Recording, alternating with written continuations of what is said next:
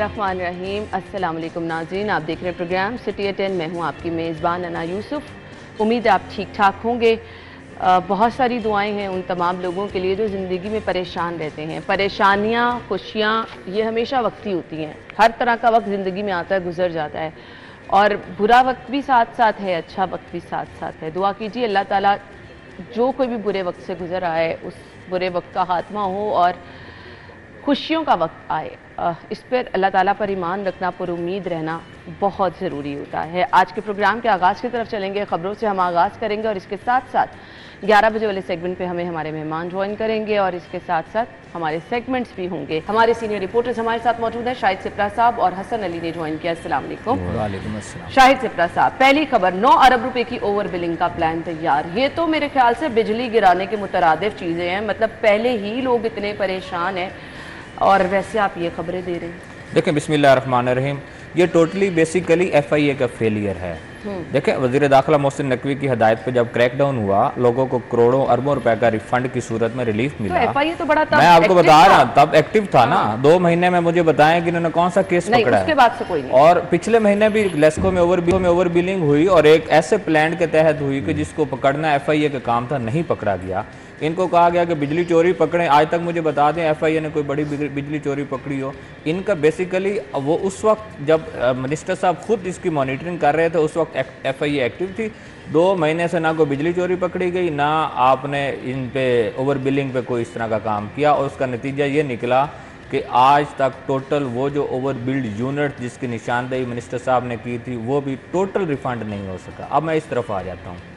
अगर FIA 1 अरब units की over billing करने या करवाने वालों को कानून के कटहरे में खड़ा करती, उनको सजाएं सुनवाती, उनके खिलाफ मुकदमा दर्ज होते, तो आज 9 अरब तक बात ना पहुंचती। ये इंतजामिया दोबारा जिसारत कभी ना करती कि हम दोबारा ओवर बिलिंग करने जा रहे हैं। हमने देखा है कि जब दौड़े लगी हैं, जब पकड़ हुई है, तो फिर सबने अपना किबला दुरुस्त किया है ना, फिर ठीक हुई चीजें, फिर एज पर रीडिंग आपकी बिलिंग स्टार्ट होगी। लेकिन अभी जो टारगेट्स दिया जा रहे हैं, 1-1.5 महीने में 1 अरब से बात 9 अरब तक जा पहुंची है। मैं आपको बता, वो 1 अरब यूनिट्स था। हाँ। वो 1 अरब यूनिट था। ये 1 अरब रुपीस की बात कर रहे हैं, 15 करोड़ यूनिट्स। ये इनके अपने अदाद शुमार है। मैं थोड़ा डिटेल में जाके आपको बताता हूँ। लेस्को ने अपने लाइन लॉसेस जो हैं, जो नेपरा के रूल्स के मुताबिक एज पर लास्ट ईयर उन्होंने अपना टारगेट देना होता है। मतलब पिछले साल जुलाई में लेस्को के जो लाइन लॉसेस थे वो 12.9% थे। लेकिन उस वक्त 1 अरब यूनिट की ओवर बिलिंग भी मौजूद थी। अच्छा। ओवर बिलिंग करके आपने अपने लाइन लॉसेस और खसारे को कंट्रोल करके 12.9% कहा। उसी 12.9% पे अब जुलाई में आप टारगेट दे रहे हैं कि हमने इसको 11.9% पे 1% डिक्रीज देनी है और लोगों को दबाव में ला रहे हैं। मुझे बताएं, जब 1 अरब यूनिट की ओवर बिलिंग निकल गई और उसके बाद अभी जून में आपके लाइन लॉसेस 17.9% रिकॉर्ड किए गए हैं। जून में 17.9 आ गए और 17.9 से, और वेदर इफेक्ट भी नहीं है कि जून और जुलाई की कंजम्पशन भी सेम है। 17.9 से आप कह रहे हैं कि अब उनको 11.9 पर लेके आए, मतलब 6% लाइन लॉसेस की डिक्रीज दें। कैसे मुमकिन है कि आप 6% जो कि तकरीबन 35 से 40 अरब रुपए बनता है, ये कैसे आप इसको छुपा लेंगे? कैसे ये बिजली चोरी इतनी बड़ी होगी कि वो पकड़ लेंगे? और आप ये अल्टीमेटली आपको करोड़ों, 15 करोड़ एस्टिमेट जो लगाया जा रहा है कि इतने यूनिट्स ओवर बिलिंग करना पड़ेगी, उसकी सूरत में आपका दिया हुआ एग्जैक्टली आपका कमर्शियल इंडस्ट्रियल सारिफ जो इससे इफेक्ट आएगा। इंडस्ट्रियल कमर्शियल में ज्यादा करते हैं, ट्यूबवेल्स में ज्यादा करते हैं, उन पे डालेंगे तो उसके बाद ये लाइन लॉसेस इनके 11.9% हो सकते हैं। अब क्या हो रहा है? टारगेट दे दिया गया जुलाई का। लेस्को चीफ शाहिद हैदर और director customer services Sarwar Mughal खुद सर्कल्स में जाके सुपरिटेंडिंग इंजीनियर, एक्सीएंस और SDOs के साथ मुलाकातें कर रहे हैं और उन पर दबाव डाला जा रहा है कि हम आपको नौकरी से निकाल देंगे, शोकाज नोटिस दिए जाएंगे, एक्सप्लेनेशन लेटर्स आपको देंगे, आपने ये हदफ जो हमने दिए हैं इसको पूरा करना है। अब वो लोग परेशान हैं कि ये जो टारगेट दिया गया है, इधर से FIA अगर शुरू होती है तो हम उस तरफ, तो उनकी होगी ना, उनकी होगी। अगर दूसरी तरफ से टारगेट्स हम पूरा नहीं करते तो अल्टीमेटली नौकरी से जाएंगे। इस तरह की सूरत हाल है। मैं इसमें ये टोटल फेलियर FIA को करार देता हूँ। अगर FIA ने इन लेस्को चीफ और इन ऑफिसर्स को कानून के कटहरे में लाकर खड़ा किया होता और उनको ये 3 महीने और 2 महीने का वक्त ना दिए होते कि आप इसको ओवर बिलिंग को ख़त्म कर लें और उसके बाद कार्रवाई होती, तो आज ये दिन देखना ना पड़ता। मैं आपको बता दूं लेस्को को मैं कह रहा हूँ, लेस्को चीफ और सबको कह रहा हूँ, मैं चैलेंज कर रहा हूँ, आज ऑन बोर्ड आ जाएं, कभी भी ऑन कैमरा आ जाएं, जुलाई और अगस्त में इनके कभी भी लाइन लॉसेस पूरे नहीं हो सकते जब तक ये ओवर बिलिंग नहीं करेंगे। जिस दिन जुलाई अगस्त में जिस दिन इनके लाइन लॉसेस डिक्रीज हुए उस दिन ओवर बिलिंग होगी। अब ये इनके पास फिर लाइन लॉसेस कंप्लीट करने के लिए, पूरे करने के लिए ये एक ऑप्शन एग्जैक्टली देखें, आप करेंगे ना और क्या करेंगे, कह रही हैं, लेकिन बिजली चोरी रोके, बिजली चोरी रोकना चाहिए ना। मैं शुरू में जिस तरह आप आगाज किया कि FIA को टास्क दिया गया बिजली चोरों को, बड़े बिजली चोर आज तक क्यों नहीं पकड़े गए? आपने सिंगल फेज, जब भी इनकी प्रेस रिलीज जारी होती है सिंगल फेज मीटर, आपने हर सब डिवीजन को टारगेट दिया हुआ कि रोज एक आपने FIR देनी है, वो किसी को पकड़ते हैं सिंगल फेज मीटर को पकड़, ठीक है पकड़े, वो भी चोर हैं, लेकिन ये अरबों रुपए का जो बड़ी खसारा है उन पे भी तो हाथ डाले ना। ये अरबों रुपए का खसारा आपने बड़े सार्फिन जो बिजली चोरी में मुलविस हैं, फर्नेसिस जो चल रही हैं, जो बड़े सेक्टर चल रहे हैं डायरेक्ट सप्लाई से, जो जिस तरह भी चलाए जा रहे हैं, आपने उनको पकड़ना है। FIA अगर आपने जिम्मेदारी का मुजाहरा करे जिस तरह मिनिस्टर साहब की ख्वाहिश है, और उन्होंने रिलीफ दिलवाया भी, ये नहीं है कि नहीं है, तकरीबन मैं आपको अभी तक एस्टिमेट लगाऊं तो 72 करोड़ यूनिट्स रिफंड हुए हैं। 72 करोड़ यूनिट्स जो ओवरबिल्ड थे, तो आपने कर दिया ना, कर दिया, लेकिन हो सकता है FIA उसको फॉलो करेगी तो ये चीजें होंगी, अदरवाइज ये जुलाई का महीना फिर कंज्यूमर्स पर भारी होगा। FIA क्यों आंखें बंद किए बैठी? नहीं, यही तो मसला है, यही तो क्वेश्चन मार्क है ना। FIA अगर अपना काम छोड़ के इस ऑफिसर को उधर लगवा दें या ये इसके कनेक्शन चलवा दें या इन कामों पे लग जाएगी तो जो उनकी अपनी जिम्मेदारी है वो कौन अदा करेगा? आज तक डिप्टी डायरेक्टर्स की प्राइम मिनिस्टर ने जिम्मेदारी सौंपी थी कि लेस्को हेडक्वार्टर्स बैठेंगे और काम करेंगे, एक दिन भी नहीं आया कोई। सही कह लेस्को हेडक्वार्टर्स विजिट किसी ने नहीं किया। ये बता दें, ऐसे में अगर कमर्शियल सारिफ है तो हसन पहले से ही सब लोग बहुत परेशान है महंगाई से। आजकल ये टैक्सेस की खबरें जो बाज़गश्त कर रही हैं कि एक्स्ट्रा टैक्स जो हैं वो लगाए जा रहे हैं, कंफर्म टैक्स इतने देने हैं ताजिरों को भी। आम सारिफ का अगर आप देख लें तो घर चलाना मुश्किल हुआ है, तो ये तो बता के ऐलान करके आप पे जो एक्स्ट्रा बोझ डाला जा रहा है और बताया जा रहा है जिसका आपसे कोई लेना देना भी नहीं है। ये तो मेरे ख्याल से जो जग्गा टैक्स टाइप हमने चीजें सुनी थी ना आज आके अवाम ने ही पिसना है, और ये उस वक्त तक ही ये होता रहेगा जब तक ये जितनी बड़ी मछलियाँ हैं इनके खिलाफ कोई मौसर कार्रवाई नहीं की जाती, चाहे वो हुकूमती लेवल पे हो या किसी भी लेवल पे हो। और इस हवाले से जैसे सिपरा साहब ने कहा है कि जब तक FIA मुतहरिक नहीं होगी और अपना काम सही तरीके से नहीं करेगी, हम जो मर्जी कर लें, सिपरा साहब जितनी मर्जी खबरें दे लें, ये हालात ठीक नहीं। बिल प्रिंट होके आ जाते हैं, लेट्स सपोज शायद सिपरा साहब, लोगों को पता चल जाता है कि भी हमें तो इतनी ओवर बिलिंग की है, फिर एक्टिव हो जाएगी, फिर उसी को पिटिशनर बनाएगी, फिर FIR दे देगी और उसके बाद बता देंगे कि हमने ये कार्रवाई। अच्छा, इसमें एक और चीज़ है, इस तरह थोड़ी होता है। आप देखें पिछले दो महीने पहले जब ये ओवर बिलिंग का मामला चल रहा था, वो लेस्को चीफ को भी बुलाते थे, डायरेक्टर कस्टमर सर्विसेज जो इसका जिम्मेदार है उसको भी बुलाते थे, सुपरिटेंडिंग इंजीनियर जो सर्कल फील्ड्स के ऑफिसर्स के हेड हैं उनको बुलाते थे, और उन्होंने उनसे हलफनामा लिखवाया था कि आप ओवर बिलिंग नहीं करेंगे। पिछले महीने कैसी ओवर बिलिंग हुई है मैं आपको बता देता हूं। ये कैसा हलफ होता है? ये सिर्फ एक महीने का होता है, उसी बात खत्म हो गया। इनका हलफ भी पिछले महीने कैसी ओवर बिलिंग आपको मैं बताता हूँ। यकम को रीडिंग्स ली गई, जब यकम को रीडिंग ली, देखा कि नहीं यूनिट्स पूरे नहीं हुए, आपने क्योंकि कंपनी क्लोज 5 या 6 तारीख को करनी होती है, 4 को फिर रीडिंग ली बड़े कंज्यूमर्स की, अच्छा, बड़े इंडस्ट्रियल सार्फिन की। चलो 4 दिन में कुछ यूनिट चल गए होंगे, जब 4 दिन में कुछ देखा कि 4 यूनिट्स कुछ चल गए हैं फिर भी नहीं पूरे हो रहे हैं, फिर क्या निकाला कि सपोज एक कंज्यूमर एक महीने में, मैं मिसाल दे रहा हूँ जिस तरह इन्होंने प्लान करके ओवर बिलिंग की, कि 100 यूनिट अगर इस्तेमाल कर रहे हैं, उन्होंने देखा कि 10 दिन बाद इसका बिल प्रिंट होकर इस तक पहुंचेगा, हम इसको 30 यूनिट ऐड कर देते हैं। जब बिल इसके घर में इंडस्ट्री में पहुंचेगा तो उस वक्त तो यूनिट तो बराबर हो जाएंगे, चल जाएंगे 10 दिन में। ये मैं मिसाल दी है 100 यूनिट की, ये लाखों यूनिट्स की मैं बात कर रहा हूँ, जो लाखों यूनिट्स कंज्यूमर इस्तेमाल करते हैं, बड़े बड़े जो सार्फिन हैं। ये इस तरह प्लान करके ओवर बिलिंग हो रही है और अभी भी होगी। ये बता के प्लानिंग करके ओवर बिलिंग कर रहे हैं, इन तक पहुंचना FIA देखिए ये टारगेट पूछे ना, FIA इनको बुला के पूछे कि जो आप फीड स्टाफ को 11.9% तक 1% की डिक्रीज पिछले साल जुलाई के हिसाब से कह रहे हैं कि डिक्रीज दें, और जुलाई में आप 17.9 पे खड़े हैं, तो ये कैसे डिक्रीज देंगे? आपके लाइन लॉसेस किस तरह नीचे आएंगे? हम तो जी अफसोस ही कर सकते हैं। ये प्लानिंग की जाती है आवाम को रिलीफ देने की, यहाँ प्लानिंग की जा रही है मुझसे को तकलीफ देने की, और फिर अलल ऐलान की प्लानिंग की जा रही है। पूछने वाले जो हैं उनमें उनकी तरफ से आवाम के लिए कुछ भी नहीं किया जा रहा। तो हालात आपके सामने ही हैं। मेरे ख्याल से मजीद आम आदमी पिसता चला जाएगा। जो कारोबार कर रहे हैं उनके लिए भी उतनी मुश्किलात हैं, वो भी अल्टीमेटली अपनी चीज़ें महंगी करते हैं तो आवाम पर बोझ आता है। पता नहीं किस तरह से आम बंदे की यहाँ पे सुनी जाएगी। हम ब्रेक के बाद आएंगे।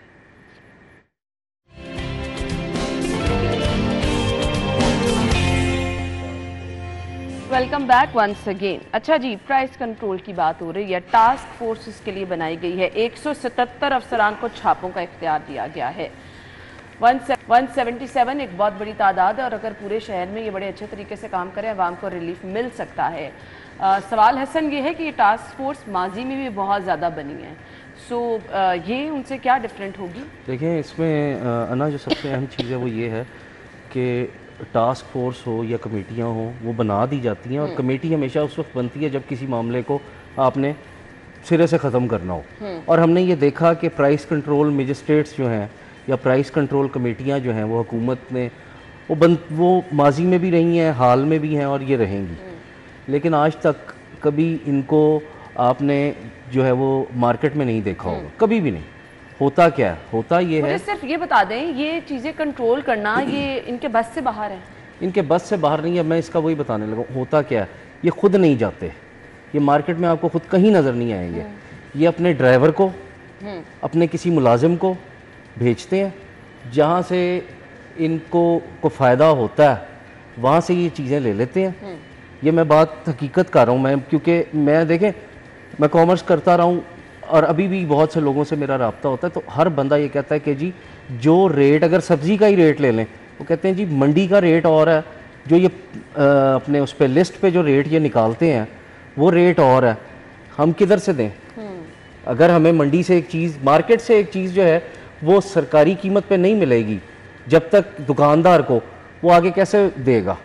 सबसे पहली जो चीज़ है वो ये है कि जो इनका प्राइस कंट्रोल मैकेनिज्म है उसको ठीक करना होगा। उसके बाद आप टास्क फोर्स जितनी मर्जी बनाएं, जितनी मर्जी कमेटियां बनाएं, तो जब तक इस पे अमली तौर पे काम नहीं होगा, हमने इस पे बहुत ज़्यादा पहले भी बात की है, जब तक अमली काम नहीं होगा आवाम को रिलीफ नहीं मिलेगा।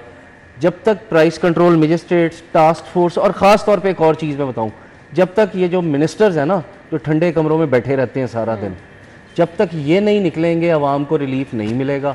आवाम को अगर हुकूमत ने हकीकी मानों में रिलीफ देना है, तो जैसे हमने निगरान हुकूमत में देखा था कि वज़रा जो हैं वो बाज़ारों में भी फिरते हमने देखे हैं, जब तक वो वज़रा, जब तक सेक्रेटरीज जो हैं वो मार्केटों में नहीं जाएंगे, उस वक्त तक जो मर्ज़ी कर लें ये मसाइल हल नहीं होंगे, आवाम को रिलीफ नहीं मिलेगा जितनी मर्ज़ी टास्क फोर्स बना लें। अब ये 177 अफराद जो इन्होंने किए हैं, इसमें उनको हर मरात भी देनी है, उनको गाड़ी भी देंगे, उनको हर चीज़ मिलेगी, तो वो आवाम के खर्चे से ही है ना। बिल्कुल ऐसे ही। लेकिन वो उसके बदले उन्होंने काम क्या करना? बिल्कुल तो ऐसे ही सबको है। पता। और वो रिवायती आपको कार्रवाई नजर आएगी जो आपको मीडिया पे, अखबारात में 2-3 कार्रवाइयां हुई, छापे मारे और दोबारा से वो नहीं, इस हवाले से एक लिस्ट आती है, वो जैसे सिपरा साहब ने कहा था ना कि लेस्को में एक प्रेस रिलीज निकाली जाती है, इस तरह से एक प्रेस रिलीज आज इतनी कार्रवाइयां हुई हैं, इतने लोगों को फाइन हुआ है, वो बस कार्रवाई कागजी पूरी की जाती है, 3-4 दिन बाद, 5 दिन बाद वो याद आता है, उसके बाद बस। शायद से प्रसाद देखें, इस पे ज़्यादा तफसील से तो अगर ज़िंदगी ने साथ दिया तो सोमवार को बात करेंगे, क्योंकि 4 दिन की रिपोर्ट वज़ीर आला साहिबा के पास चली जाएगी। और मैं उम्मीद है यहाँ पे होऊंगा, और चूँकि मैं खुद ख़रीदारी करने जाता हूँ, फिर मैं उनसे पूछूंगा कि आपने जो 200 रुपये में फ़रोख्त हो रही थी कोई चीज़, उस पर आपने क्या किया, और आपकी जो टास्क फोर्सेज हैं उन्होंने क्या किया। बेसिकली इस वक्त महंगाई का जो हिसाब है वो आप सोच भी नहीं सकते। हम ब्रेक में आप बात कर रहे थे ना, एक सब्जी की बात ही कर रहे थे ना, पहले ये सब्जी डिस्कस नहीं होती थी, पहले ये फल उस तरह महंगाई की सूरत में डिस्कस नहीं होता था, फल फिर हो जाता था, सब्जी तो नहीं होती। अच्छा, हमारी तो शुरू दिन से रिवायत ये रही है ना कि हम ये कीमतें बताते थे। मैं अब बड़े बड़े चैनल्स पे भी देख रही हूं, नेशनल चैनल्स का ये इशू बन के रह गया है। क्या वजह है कि इशू बन गया है ना, हम लोग हमेशा पेट्रोल की बात करते थे, किरायों की बात करते थे, गैस की बात करते थे कि ये उसकी वजह से हो गया, और आटा जो हमेशा खबरों में रहा कि उसकी कीमतें बढ़ी और सारा कुछ हुआ।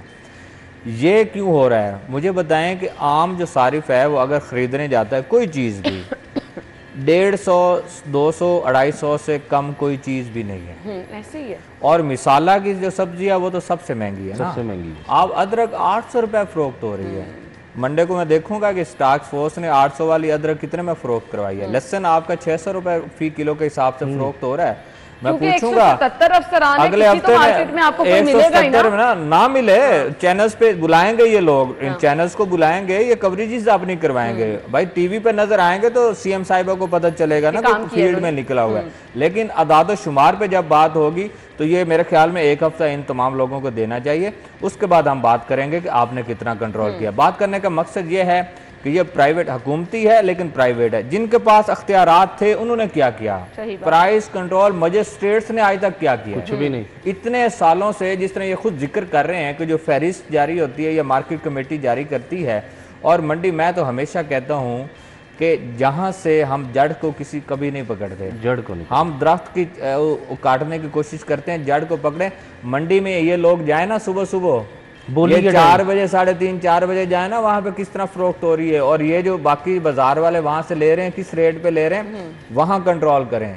वहां से कंट्रोल होंगी कीमतें तो ये चलते चलते आप ऑटोमेटिकली हो जाएंगी। आपका दुकानदार नहीं कहता मंडी से इतने की लेकर आए, मंडी से ये कोई जवाब, ये भी वैसे जवाब नहीं है। मुझे बताएं तो जो बल्क में आपने लिया है आप उसको 3 कैटेगरीज में रख के क्यों फरोख्त करते हैं? सही बात है, बिल्कुल। एक चीज आपने कोई ली है, कोई 20 किलो या 1 मन चीज ली है, आप उसको 3 हिस्से क्यों बनाते हैं कि सबसे अच्छी चीज जो है उसको आप वहां रख लेते हैं, फिर एक, फिर तीसरी चीज, और तीसरी जो सबसे नाकिस होती है वो कहते हैं जी मजिस्ट्रेट का जो कमेटी का रेट है हमने इस पे रेट है, साढ़ा अपना रेट। ये हर जगह यही हाल है, बड़े बड़े स्टोर्स पे भी यही हाल है।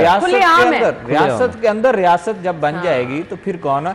दुआ गो है कि 177 जायद कामयाब हो जाएं, लेकिन मुझे होते नजर नहीं आ रहे। ये बस जिनके पास जिनको पकड़ने का अख्तियार था, जिनके पास चालान करने का अख्तियार था, फाइन करने का अख्तियार, वो कुछ नहीं कर सके। ये क्या रिपोर्ट देंगे? मैं फिर कह रहा हूँ 1 हफ्ते बाद फिर आइएगा, फिर इस पे बात करेंगे। ये नए लोग भर्ती किए जाएंगे, बस अपनी सैलरीज लेंगे, अपनी गाड़ियों में बड़ी बैठेंगे और तस्वीरें बनवा कर बता देंगे कि हमने ये काम किया। हसन आटे का मसला क्यों हल नहीं होने पे आ रहा? 1500 का फरोख्त हो रहा है जी 10 किलो आटे का थैला। ना इसमें जो सबसे अहम चीज़ है वो ये है कि इस दफ़ा गवर्नमेंट ने जो गंदम थी वो नहीं ख़रीदी, और होता ये था नॉर्मली कि फ्लोर मिल्स को एक सब्सिडाइज्ड जो गंदम है वो फराहम की जाती थी हुकूमत की जानिब से, जिसके बाद फ्लोर मिल्स मालकान जो है वो भी सस्ता आटा कर दिया करते थे। गो के फ्लोर मिल्स की एक बड़ी मोनोपली है और एक बड़ा कार्टल है जिसको तोड़ने की भी ज़रूरत है, क्योंकि देखें गंदम हम अगर फ्लोर मिल का आटा लेते हैं ना तो उसमें कुछ भी नहीं होता, क्योंकि उसमें से सूजी भी निकाल ली जाती है, उसमें से मैदा भी निकाल लिया जाता है, तो उसमें वो चीज़ नहीं होती जो चक्की के आटे में होती है। ठीक है, अब इसमें मसला फिर वही आ जाता है कि अगर कंट्रोल करना है तो सबसे पहले जड़ को पकड़ना होगा। ठीक, जब तक जैसे कि अगर हुकूमत ने सरकारी गंदम खरीदी होती, इनके गोदामों में पड़ी हुई है, अब जब तक गंदम सरकारी जो पुरानी गंदम है वो ये रिलीज नहीं करेंगे फ्लोर मिल्स को, उस वक्त तक आटे की कीमत कम नहीं होगी। सही। फ्लोर मिल्स ने इस मरतबा सस्ती गंदम उठाई है, उसका वो फ़ायदा उठाएंगी, क्योंकि इस दफ़ा काश्तकार ने को तो सरकारी रेट पे गंदम बेचने का की नौबत ही नहीं आई ना। हाँ, उसको तो 2700 2800 2600 इस मैं एक क्वेश्चन कर लूँ, ये हसन अली कह रहे हैं कि पिछले साल की गंदम जो पड़ी हुई है, हाँ। पिछले साल हुकूमत ने गंदम किस रेट पे ली थी? पिछले साल 3900 पे ली थी, 3900 पे लेके 4100 पे पिछले साल फ्लोर मिल्स को फरोख्त की। आप वो 3900 वाले गंदम आप फ्लोर मिल्स को कितने रेट पे आएगी? वो नहीं लेंगी ना फ्लोर मिल्स में। यही एक बात देखें, मेरी एक बात सुनने से प्रसाद साहब, इसमें होगा क्या? फ्लोर मिल्स ने सस्ती गंदम ली किस काश्तकार से? 2600 साइड पे कर दी, वो उन्होंने साइड पे कर वो साइड पे। अब वो कहेंगे गवर्नमेंट हमें गंदम, अगर गवर्नमेंट गंदम जिस गवर्नमेंट ने 3900 पे जो खरीदी थी, जो 3900 वो 3900 पे ही देगी या ज्यादा या कम पे सब्सिडी नहीं सब्सिडाइज करके देगी। अब वो तो गवर्नमेंट रेट निकालेगी कि अभी क्या रेट 3000 निकाल लेगी। नहीं 3000 कभी भी नहीं निकलेगा, ये ज्यादा से ज्यादा भी निकला तो ये 3600 मिसाल दे देते हैं 3600। एक मिसाल मुझे बताएं 3600 पे जब आएगा तो फिर ये आटे का थैला ये जो अभी कह रहे हैं कि कितने में फरोख्त हो रहा है इस वक्त? 1500 रुपए का 10 किलो का, 10 किलो का 1500 में 3600 फी मन के हिसाब से लेके 1500 में फरोख्त करेगी? नहीं, कभी भी नहीं करेगी। इसका मतलब है मैंने आपको कहा था आप 6 महीने रुकिए, आटा मैं कीमत आपको बताऊंगा। याद है आपको जब ये कह रहे थे कि किसान पुरसान हाल है, किसान से लेने वाला कोई नहीं है। इसमें फ्लोर मिल मालिक जो है ना वो हर तरह से फायदे में है, पिस अवाम रही है और अवाम ने पिसते रहना, क्योंकि हमारे यहाँ पे मैकेनिज्म नहीं है। अब फिर प्राइस कंट्रोल कमेटियां बन जाए, 177 अफसरान जो मर्जी कर लें, आवाम की किस्मत में महंगी सब्जियां, फल और आटा है और उसको आपको भुगतना पड़ेगा, महंगी बिजली है उसको भुगतना पड़ेगा, उसका कोई ऑल्टरनेट नहीं है, बल्कि जो बिजली इस्तेमाल नहीं करेंगे उसको भी आपको पे करना पड़ेगा ओवर बिलिंग की सूरत में। तो एक के बाद एक मसला तैयार है। ब्रेक के बाद आते हैं।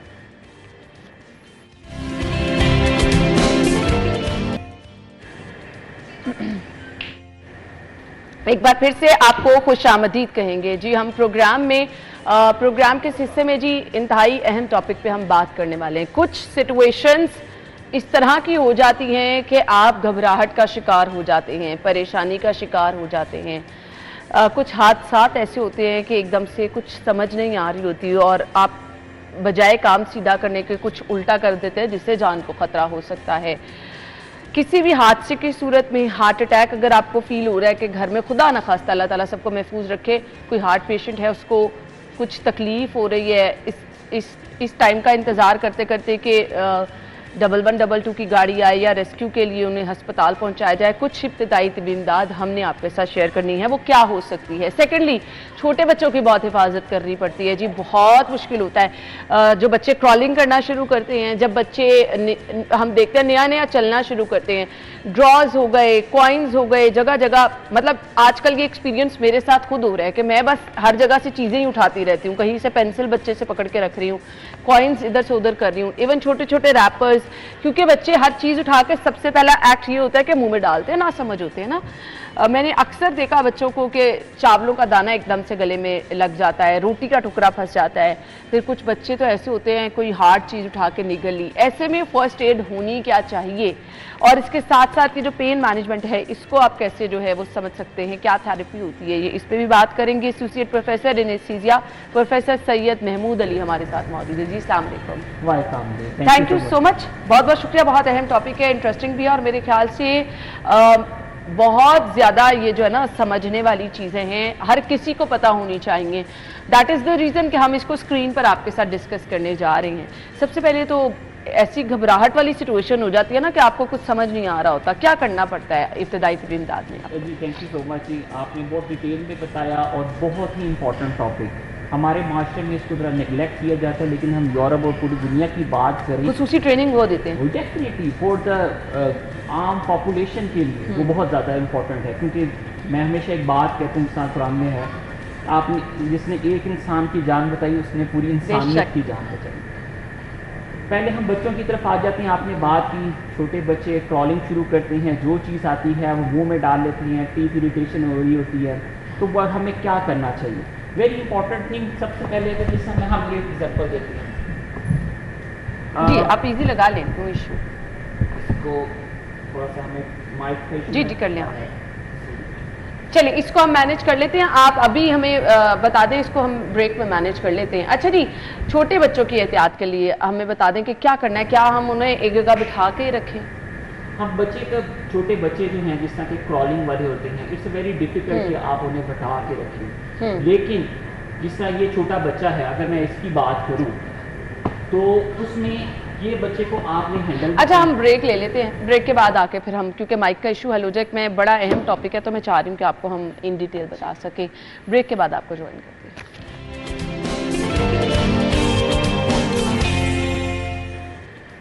Welcome back. Professor Syed Mahmood Ali sahab हमारे साथ मौजूद हैं और बच्चों के लिए इब्तिदाई तिबी इमदाद किस किस सूरत में क्या करना है? जी डॉक्टर साहब। अच्छा, जैसा कि हमने देखा बच्चे जो हैं जब क्रॉलिंग शुरू करते हैं, कोई भी चीज़ मिलती है वो मुंह में डाल लेते हैं और it's very difficult. Sometime coin, सिक्का, बंटी, मेडिसिन तक वो ले लेते हैं।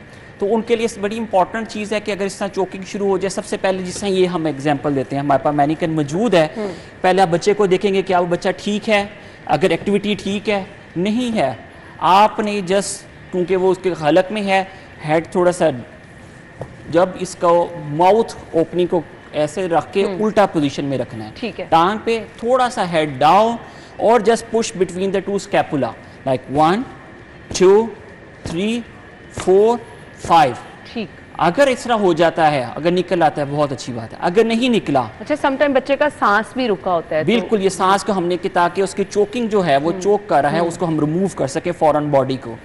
यू स्ट्रेट इट, 2 उंगलियां आपने ये जो बोन होती है उसके 2 निपल के दरमियान उंगली रखनी है। 1 2 3 4 5 दोबारा 5 दफा करना है। और नहीं होता अगेन पोजीशन बैकवर्ड करके आपने 1 2 3 4 5, ताकि जो उसकी जो हलक में फंसी हुई है, चाहे वो बोतल का ढक्कन है, कॉइन है, वो ताकि निकले और वो अपना सांस ले सके। इन केस अगर ये करने के बावजूद नहीं होता है, लेकिन 90% ऑफ द केसेस के अंदर ये रिमूव हो जाती है। ठीक है। आपने इस पेशेंट को, बच्चे को बिल्कुल सीधा रखना है। कोशिश करें कि हार्ड सरफेस पे हो, विद 2 फिंगर्स 2 निपल के दरमियान ये हार्ड बोन में रखे। 1 2 3 4 5 6 7 8 9 10। आपने इसको 30 टाइम करना है। ठीक है। 30 टाइम करके आपने इसको ब्रीथ देनी है, नाक दबा के रखिए। नाक दबा के, क्योंकि अगर हम नाक नहीं पिंच करेंगे तो मुंह में जो हम एयर देंगे वो नाक के जरिए बाहर आ जाएगी। ठीक है। इससे क्या होगा कि ऑक्सीजन की कंसंट्रेशन जाएगी। पंपिंग हम हाथ से कर रहे हैं तो हार्ट और ब्रेन को ब्लड सप्लाई रहेगी जब तक कि कोई रेस्क्यू 111 नहीं आती या आप हॉस्पिटल नहीं पहुंच जाते। ठीक है। ये कंप्रेशन जो हमें है, हमें अब 100 to 120 पर मिनट, ठीक है, मतलब हमने 1 मिनट के अंदर 100 से 120 दफ़ा कंप्रेशन देनी है। डेप्थ इसकी 4 सेंटीमीटर तक होनी चाहिए, ताकि जो उसकी सप्लाई जो है ब्रेन और उसको मिलती रहे। ठीक हो गया। बार बार आप असेस ज़रूर करेंगे। और बच्चों में स्पेशली जो 1 साल से कम हैं, तो एल्बो और कंधे के दरमियान आपने पल्स चेक करनी है, क्या वो पल्स आ रही है कि नहीं आ रही। ठीक है। अगर वो पल्स आना शुरू हो जाती है और वो जो फॉरेन बॉडी होती है वो निकल आई, तो आप पेशेंट को फिर भी मेडिकल लेके जाएंगे ताकि एक दफ़ा रीअसेस कर सकें। दूसरी बात जो इम्पोर्टेंट चीज़ है जो मैं कहना चाहता हूँ कि अगर इस बोतल का ढक्कन ले लिया, अगर तो आप मुंह ओपन करके देखेंगे, इफ़ यू कैन सी कि वो नज़र आ रहा है, फिर आपने रिमूव करना है। ठीक है। लेकिन अगर वो कॉइन है, कोई चीज़ है जो थोड़ा डीप चला गया, आपने ब्लाइंडली उंगली कभी नहीं मारनी। क्यों? जब ब्लाइंडली करेंगे तो हाथ की उंगली, क्योंकि लोगों को लगता है कि वॉमिट बच्चा करेगा, अगर हम मुंह में उंगली डालेंगे तो शायद वो बाहर आ जाए। हाँ, लेकिन वो खतरनाक भी हो सकता है कि वो आपकी उंगली से वो और डीप चला जाए और वो बिल्कुल ही सांस की नाली को बंद कर दे, जिससे काफ़ी खतरनाक है। और इंटरनेशनल रिकमेंडेशन बिल्कुल भी नहीं है कि अगर आपको कोई फॉरेन बॉडी, यानी ऑप्शन यही है कि आपने बच्चे को उल्टा करके तो उसको इस तरह, सबसे पहला आपने जो स्टेप है वो ये बिल्कुल यही। ठीक है। This is a very important thing. दूसरा सवाल आपने बच्चों का था जो बबल खा रहे थे, जो थोड़े से बड़े होते हैं, जी बिल्कुल, 5-6 साल के बच्चे जो होते हैं, या खाना खा रहे, या अडल्ट की मैं बात कर लेता हूँ, हम वीडियोस भी देखते हैं और खाना खाते हुए चोकिंग हो गई। समटाइम ना बच्चे कोई बाइट बड़ी ले लेते हैं, बाइट बड़ी ले लेते हैं, वो एकदम से गले में अटक जाती है। अच्छा, वो उसमें एक यूनिवर्सल साइन बोलते हैं, लाइक अगर किसी के चोक हो रहा है, खाना चला गया, बबल है, फॉरेन बॉडी है, वो हाथ ऐसे रखेगा। एक कैंडी बड़ी हो कोई गले में एकदम से अटक जाए, तो वो हाथ ऐसे और दूसरा हाथ रखा होता है कि उसे सांस नहीं आ रहा होता। तो this is a very important, एक साइन होता है कि पेशेंट को सांस नहीं आ रहा, उसे चोकिंग हो गई है, तो उसकी बॉडी चाहे वो खुराक की नाली में चली गई है या सांस की नाली में। तो यूजुअली सांस की नाली में आए तो इस तरह, इसको भी करने का एक तरीका है, हम अगर इसको बोलते हैं हैमलिक मैनूवर।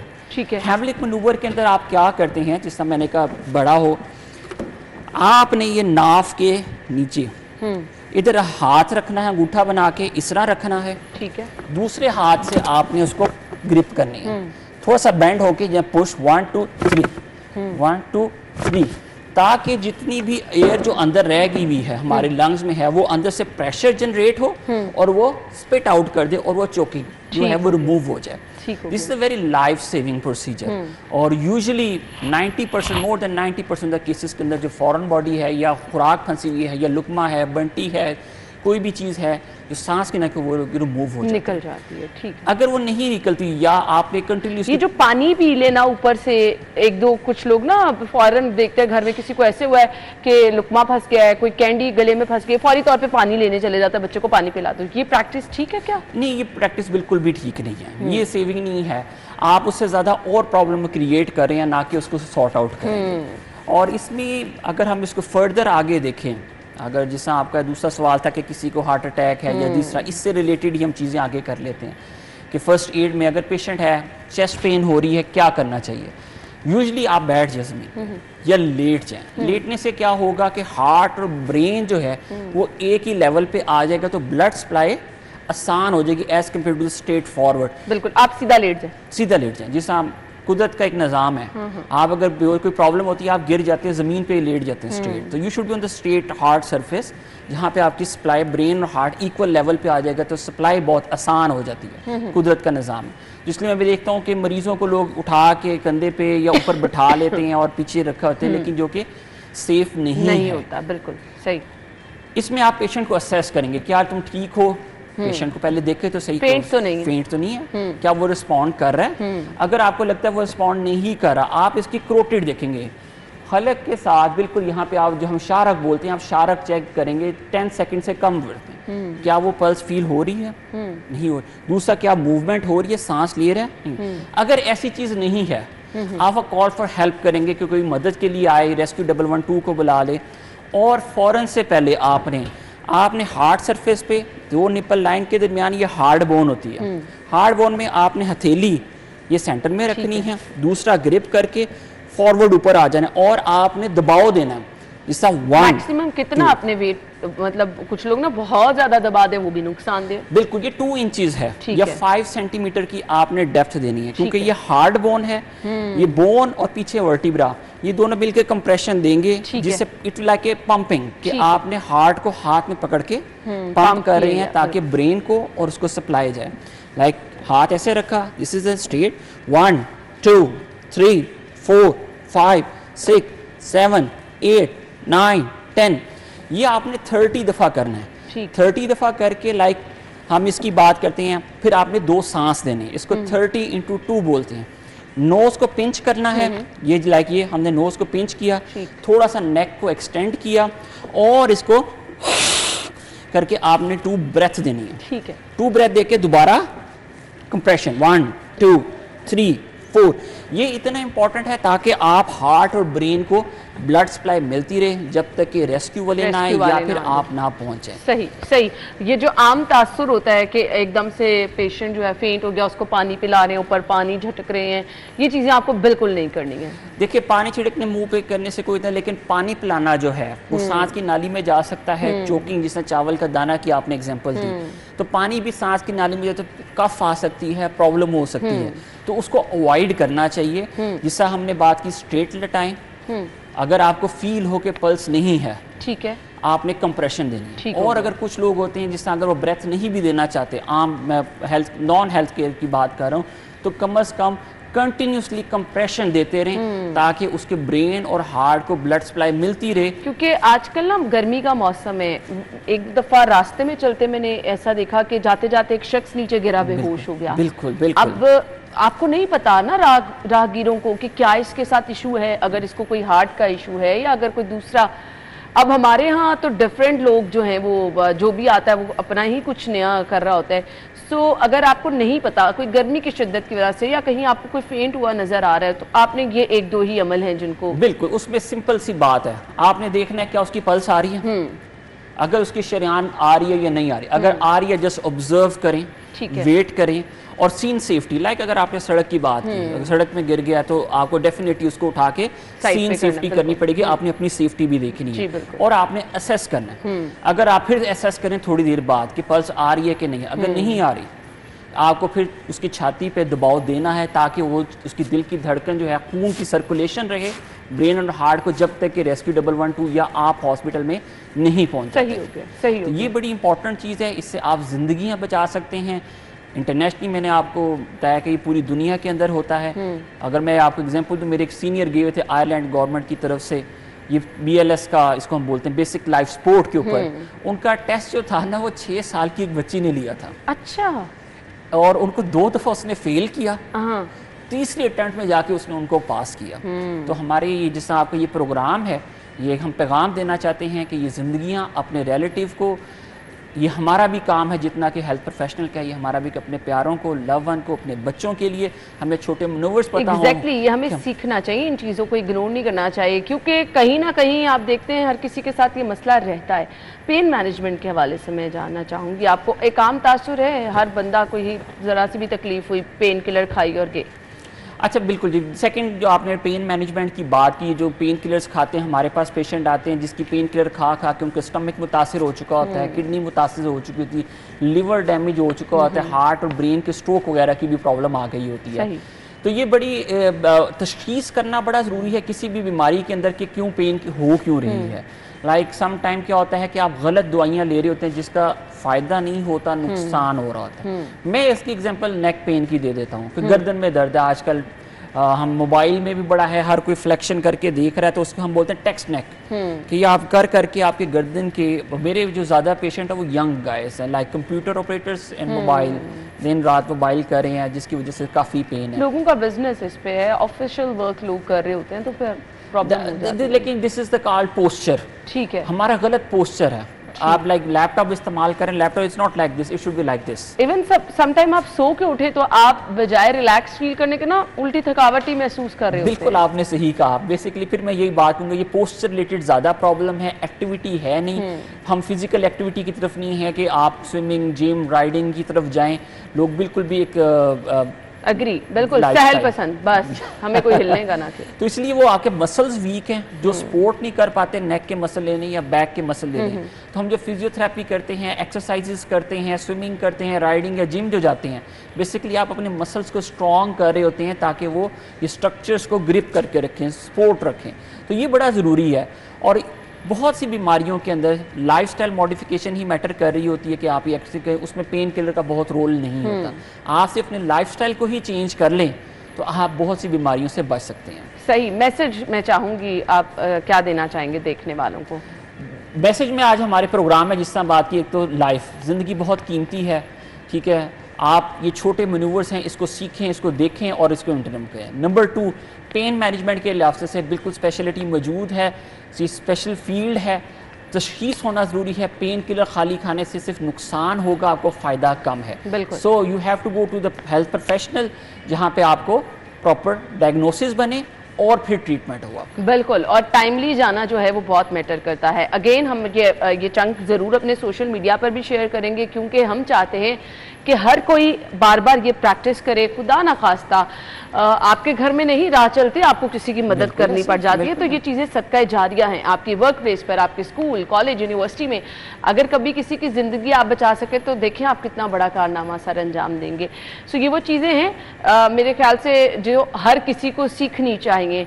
आई मस्ट से कि ये आपके कोर्स का हिस्सा होनी चाहिए। आपको स्कूल, यूनिवर्सिटी में ये चीज़ें सिखानी चाहिए ताकि बच्चों में एक तो कॉन्फिडेंस मेरे ख्याल से इससे डेवलप होता है। दूसरा, एक बड़ी सिचुएशन इस तरह की जब हो ना, तो वो होता है किसी को कुछ समझ नहीं आ रही होती कि क्या करना है।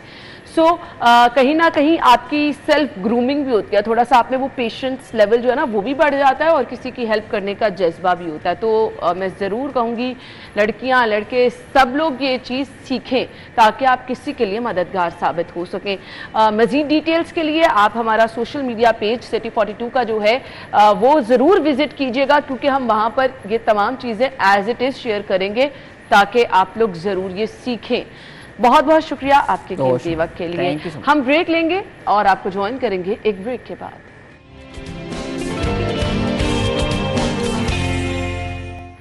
Welcome back once again. So यहाँ पर कुछ ताजिर बिरादरी के मसाइल डिस्कस करेंगे। ताजिर बिरादरी के मसाइल जब बढ़ जाते हैं तो आम आवाम के मसाइल भी बढ़ जाते हैं। मौजूदा महंगाई की सूरत हाल ऐसे में हम देख रहे हैं कि बहुत ज़्यादा जो है आवाम परेशान नज़र आ रही है, ताजिर परेशान नज़र आ रहे हैं। जो टैक्स बढ़ा दिए गए हैं छोटे ताजिरों पर, उससे भी ताजिर बहुत ज़्यादा परेशान है। लेकिन मुझे लगता है अल्टीमेटली ये परेशानी आवाम के लिए होती है, क्योंकि महंगाई जब बढ़ती है तो मुतासिर उससे आवाम होती है। सदर अंजुमन ताजिरान ऑल पाकिस्तान खालिद परवेज साहब हमारे साथ मौजूद है, वेलकम करेंगे। अस्सलाम वालेकुम सर, बहुत बहुत शुक्रिया। ये जो मौजूदा महंगाई की लहर है, सबसे पहले मैं जानना चाहूँगी किस तरह से मुतासिर हो रहे हैं इससे ताजिर? देखिए, जो भी टैक्सेस का निफाद किया इन्होंने, अब वो मुझ पर नहीं लगाया, वो यहाँ इंडस्ट्री पर नहीं लगाया, वो जो जमीन पर बैठा हुआ गरीब आदमी सारे टैक्सेस उसने अदा करने। बिल्कुल, मैंने अपनी जेब में से नहीं कुछ देना, बिल्कुल उसमें से ही अल्टीमेटली ऑप्शन ये रह जाती है कि महंगाई हो जाती है, लेना ही उसी से है। तो उसको कहते हैं महंगाई का तूफान। सही, वो वहाँ से महंगाई बढ़ती है। जब आम आदमी जो है उसकी पहुंच से बाहर होगा हर चीज़, ये सोचना चाहिए कि आप किस पर टैक्स लगा रहे हैं। अब जैसे अब शरह खानगी में हम दुनिया की सबसे सेकंड लास्ट नंबर पर हैं आज। इतनी बुरी हालत है कि किसी भी मुल्क की नहीं है जो इस्लामी जमहूरिया पाकिस्तान की है इस वक्त। और आपने पेंसिल, रबड़, शार्पनर, इस पर भी टैक्सेस लगा दी। और ये टैक्सेस बड़े ख़तरनाक होंगे। लोग तालीम की तरफ नहीं जाएंगे, जराइम की तरफ जाएंगे, बेरोज़गारी बढ़ेगी, इंडस्ट्री बंद होगी और पूरी इंडस्ट्री तबाह हो चुकी है। इस वक्त पूरे मुल्क में जो सूरत हाल है बेयकीनी जिसे कहते हैं ना, ये बड़ी खतरनाक है। कुछ पता नहीं है, ये बड़ी खतरनाक है। इसके लिए हुकूमत को चाहिए था कि मुशावरत करती ताजरों के साथ और मिल बैठ के कोई चीज़ तय करती, लेकिन ऐसी कोई बात सामने आई नहीं कि ये इस चीज़ को करे। अब देखें बिजली का बिल जो है बाहर निकले, आप अवाम में जाकर देखें, ये अवाम में तो नहीं जाते ना।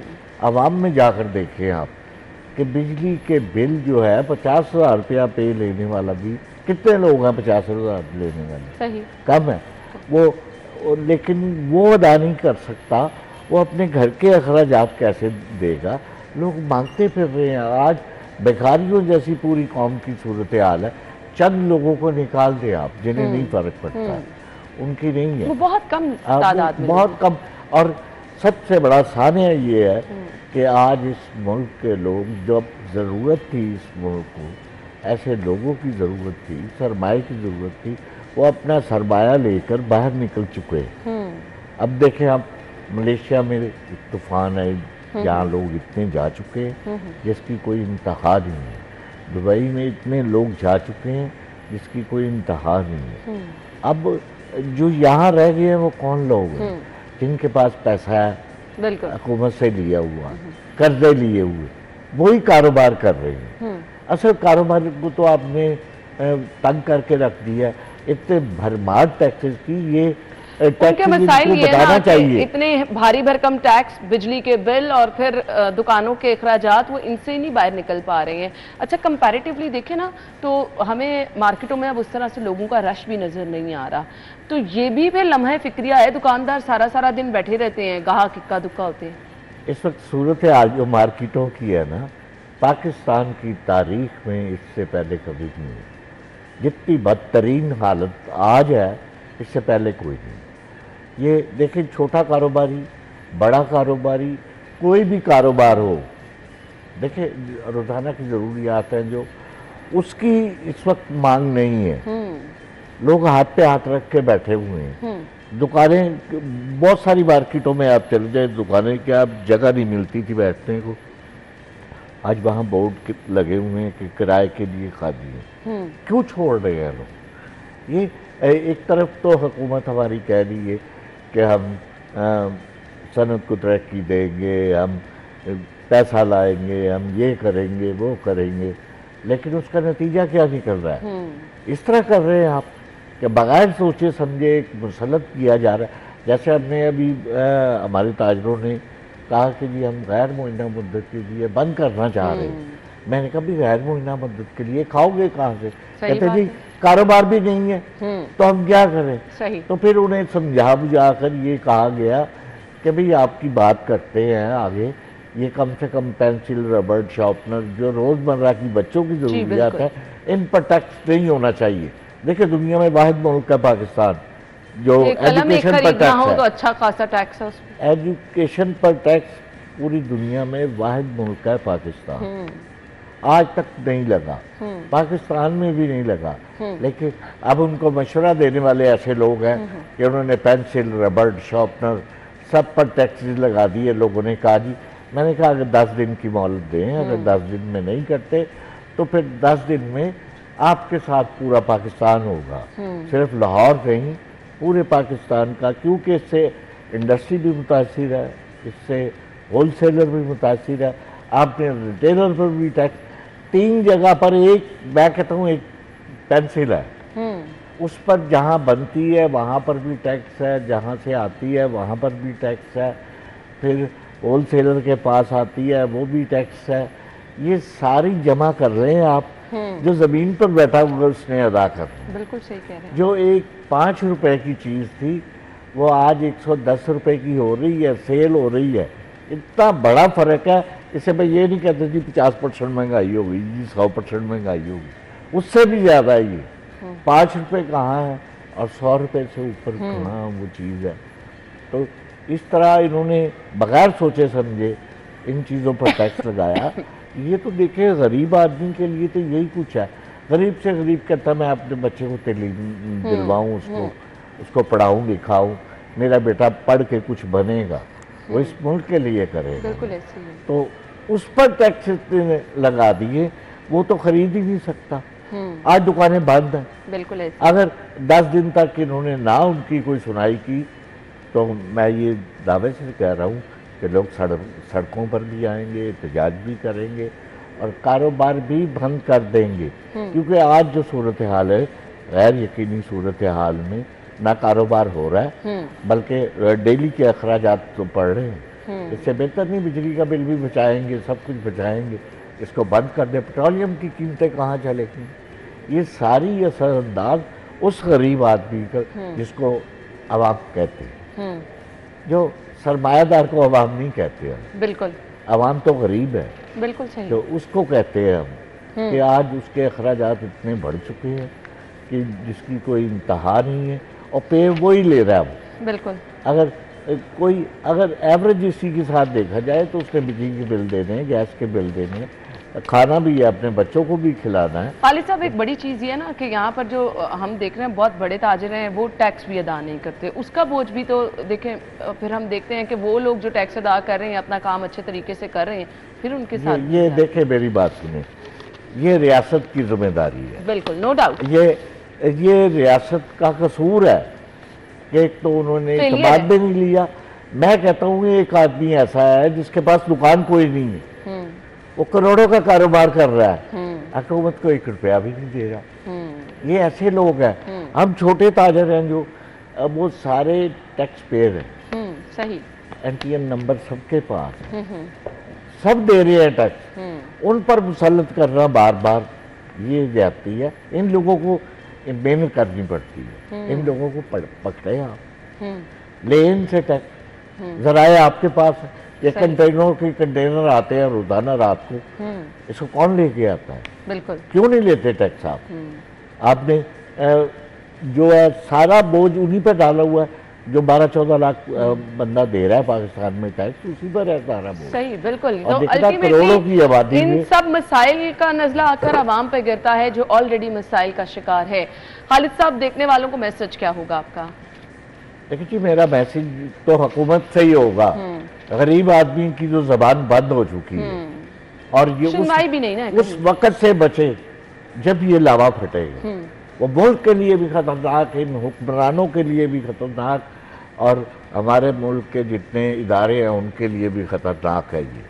ये लावा जब फटता है तो फिर किसी को नहीं देखता। बिल्कुल, क्योंकि आवाम बहुत ज्यादा फटने को है और लावा फटने को है। जो फिल फौर इन्हें चाहिए कि जो टैक्सों की बर्बाद की है, मतलब सेल टैक्स का निफाज किया आपने छोटे लोगों पर, उसको फौरन वापस लिया जाए। ख़ास तौर पे स्टेशनरी आइटम पर जो है रोज़मर्रा की ज़रूरियात, इन पर टैक्स वापस लिया जाए। अगर इन्होंने वापस ना लिया तो फिर उसके नताइज जो है वो आपके सामने हैं। लोग सड़कों पर भी आएंगे, कारोबार भी अपना बंद करेंगे, एहतजाज भी करेंगे, और एक नवा नया जो तूफान है उस पर वो उठेगा। ऑप्शन कोई नहीं ना रह जाती है और आवाम के पास। बहुत बहुत और देखिए, मजबूर किया जा रहा है। बिल्कुल, हम लोगों को मजबूर किया जा रहा है कि जी सड़कों पे निकले, सड़कों पे निकले। कारोबारी नहीं होंगे तो कारोबारी नहीं, दुकानें खोल के क्या बैठे रहे, बिजली के भारी भरकम बिल देते रहे, जी जी, तो फिर क्या फायदा है? और फिर आवाम किधर जाएं जिनको महंगी चीजें खरीदनी पड़ेंगी? ये मामूली चीजें होती थी, पेंसिल, रबर, शार्पनर, जिसकी कीमतें अब इतनी बढ़ा दी गई हैं कि ताजिर भी परेशान है और आवाम के लिए तो अल्टीमेटली ये परेशानी है ही है। सो रिक्वेस्ट ये है कि ये रोज़मर्रा इस्तेमाल की चीज़ें जिनका ताल्लुक डायरेक्टली जो है वो तालीम के साथ है, आप कहते हैं जी तालीम के लिए आसानियाँ पैदा करनी है, तो सबसे पहले आवाम के लिए आसानी इस सूरत में पैदा की जाए। खालिद साहब, शुक्रिया आपके वक्त का, बहुत बहुत शुक्रिया। अपना ख्याल रखिएगा, कल सेम टाइम पर मुलाकात होगी। इजाज़त दीजिए, अल्लाह हाफ़िज़।